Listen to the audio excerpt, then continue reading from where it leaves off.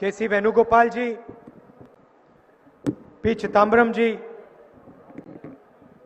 दिनेश गुंडूराव जी, गिरीश चोदंकर जी, Francisco Sardinia जी, Dominic Fernandes जी, श्याम सतर्देकर जी और हमारे युवा कैंडिडेट अमित पटकर जी। स्टेज पे कांग्रेस पार्टी के वरिष्ठ नेता, हमारे प्यारे कार्यकर्ता, भाई और बहनों, प्रेस के हमारे मित्रों, आप सबका यहां आज बहुत बहुत स्वागत, नमस्कार।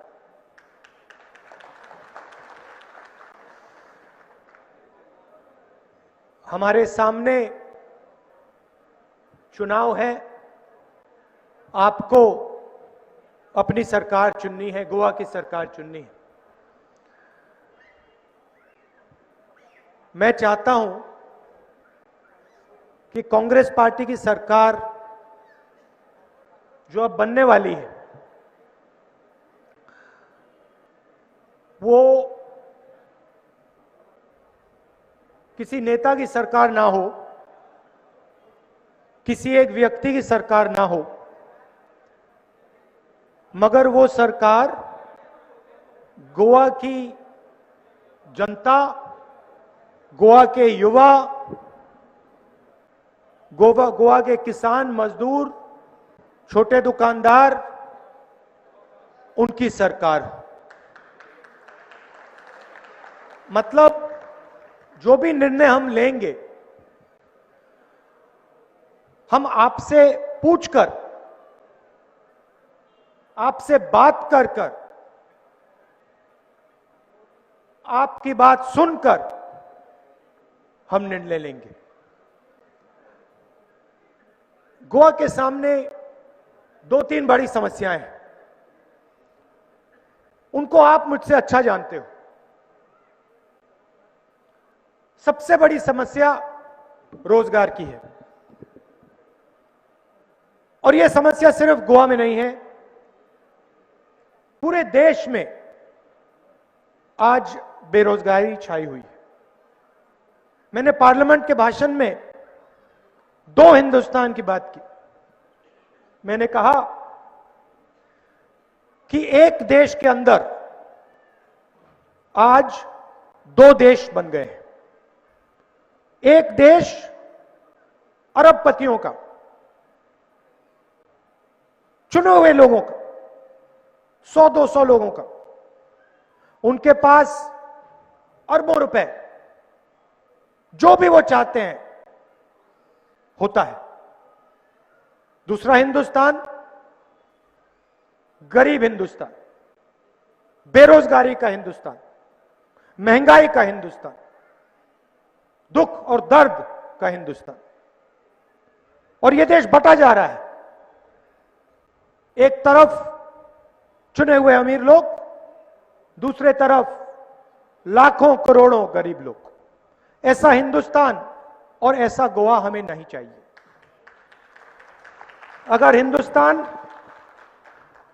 हिंदुस्तान एक देश है, इस देश में सब लोगों को अपॉर्चुनिटी मिलनी चाहिए, न्याय होना चाहिए। ऐसा हिंदुस्तान और ऐसा गोवा हमें चाहिए। रोजगार गायब क्यों हुआ? रोजगार पैदा कौन करता है? रोजगार स्मॉल और मीडियम बिजनेस चलाने वाले लोग पैदा करते हैं। रोजगार दुकानदार, छोटे व्यापारी के पैदा करते हैं।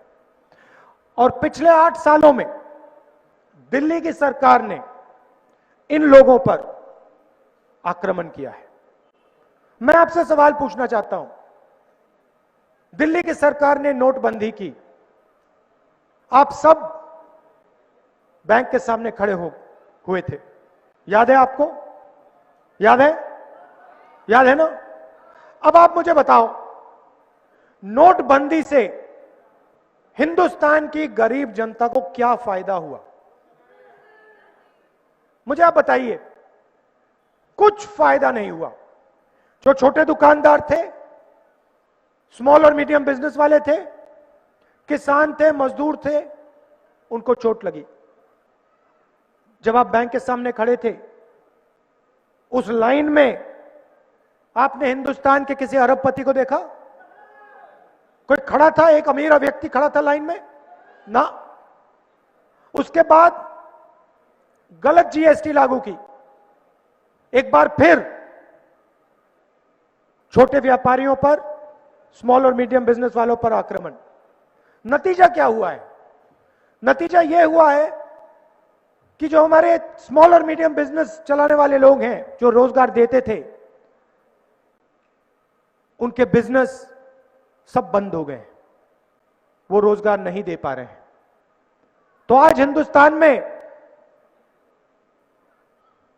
एक तरफ अरबपति और दूसरी तरफ बेरोजगारी। मैं आपको 2-3 आंकड़े देना चाहता हूं, यह बात आपको उन आंकड़ों से समझ आ जाएगी। आज हिंदुस्तान के सबसे अमीर 100 लोगों के पास, हिंदुस्तान के सबसे अमीर 100 लोगों के पास इतना पैसा है जितना हिंदुस्तान के 40% लोगों के पास है। एक तरफ हिंदुस्तान के 40% लोग, दूसरी तरफ 100 अरबपति। दूसरा आंकड़ा देता हूं, आज 90% प्रॉफिट 20 बिजनेसों को जाता है। यह देश की हालत है।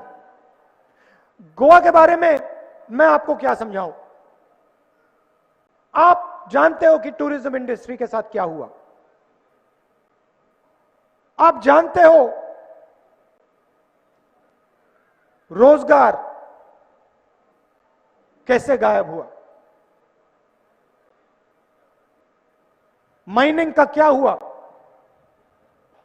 मैं आपसे क्या समझाऊंगा, आपको क्या समझाऊंगा? आप जानते हो माइनिंग बैन से आपका नुकसान हुआ। यहां पे माइनिंग एरिया है, आप जानते हो। तो मैं आपको 2-3 आश्वासन देने आया हूं। कांग्रेस पार्टी सस्टेनेबल तरीके से, लीगल तरीके से माइनिंग को फिर से शुरू करेगी। बीजेपी के नेता कहते हैं कि वो माइनिंग को शुरू करेंगे, तो फिर पिछले 5 साल वो क्या कर रहे थे? पिछले 5 साल उन्होंने क्यों नहीं किया? कांग्रेस पार्टी सरकार बनने से एकदम बाद Congress party legal mining, sustainable mining शुरू करके आपको दे दी। एक जगह उन्होंने एनवायरनमेंट शब्द का प्रयोग नहीं किया। वो गोवा को कोल हब बनाना चाहते हैं। कोल हब बनने से गोवा की जनता को कोई फायदा नहीं होने वाला है, फायदा बाहर के लोगों को होगा। हम गोवा को कोल हब नहीं बनने देंगे, चाहे कुछ भी हो जाए। गोवा के एनवायरनमेंट को हम नहीं खत्म करेंगे, गोवा कोल हब नहीं बनेगा। और जैसे किसान बिल रद्द हुए, वैसे ही ये हम यहां पे कोल हब बनने से रोक देंगे।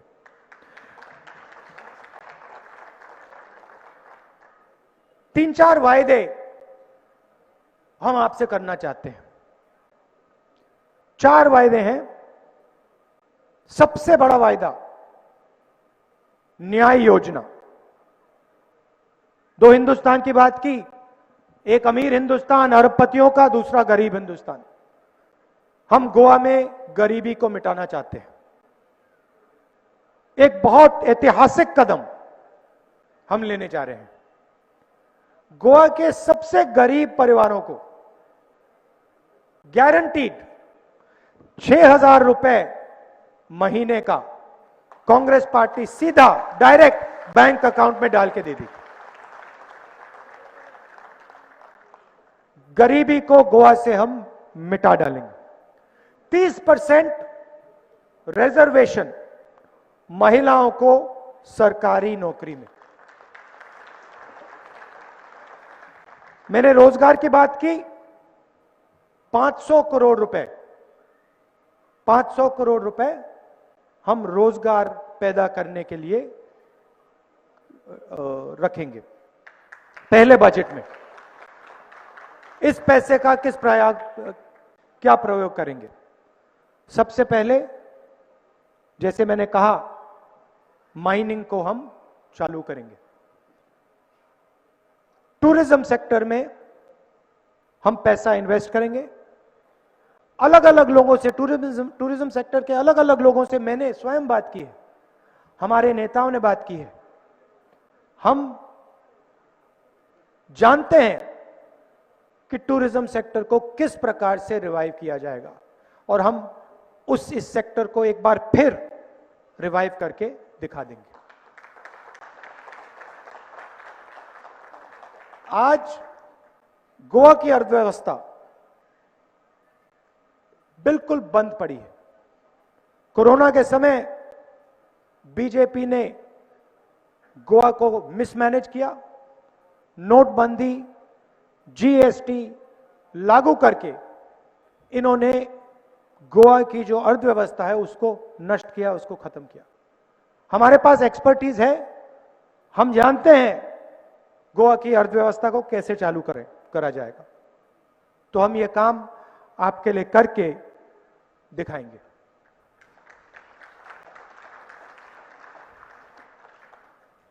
देश में महंगाई बढ़ती जा रही है। इंटरनेशनल मार्केट में पेट्रोल के दाम, तेल के दाम पहले से कम है, मगर गोवा में, हिंदुस्तान में पेट्रोल के दाम, डीजल के दाम बढ़ते जा रहे हैं। नुकसान किसको होता है? आपको होता है। आपकी जेब में से पैसा निकलता है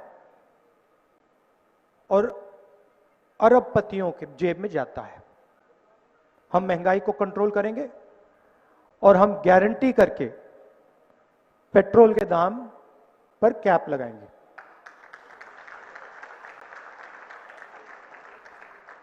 तो ये हम आपके लिए करना चाहते हैं।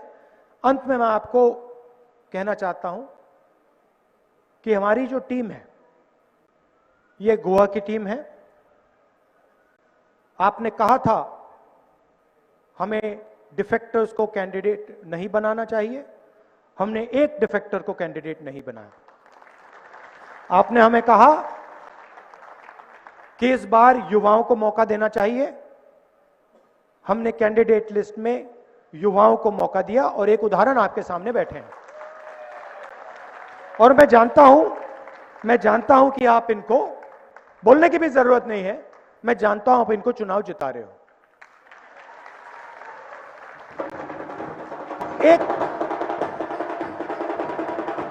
एक आखिरी बात मैं आपको कहना चाहता हूं। लड़ाई बीजेपी और कांग्रेस के बीच में है। बाकी पार्टियां हैं, उनमें से कोई भी सरकार नहीं बना सकती है। सरकार बनेगी कांग्रेस पार्टी की बनेगी, बाकी पार्टियों की नहीं बन सकती है। तो मैं आपसे कहना चाहता हूं कि आप अपना वोट जाया मत कीजिए। ज्यादा से ज्यादा सीटें कांग्रेस पार्टी को मिलनी चाहिए। फुल मेजॉरिटी से कांग्रेस पार्टी को गोवा में जीतना चाहिए। आपने भैया ये ढोल बाद में बजाना, और आपको ढोल बजाने का बहुत टाइम मिलेगा चुनाव के बाद।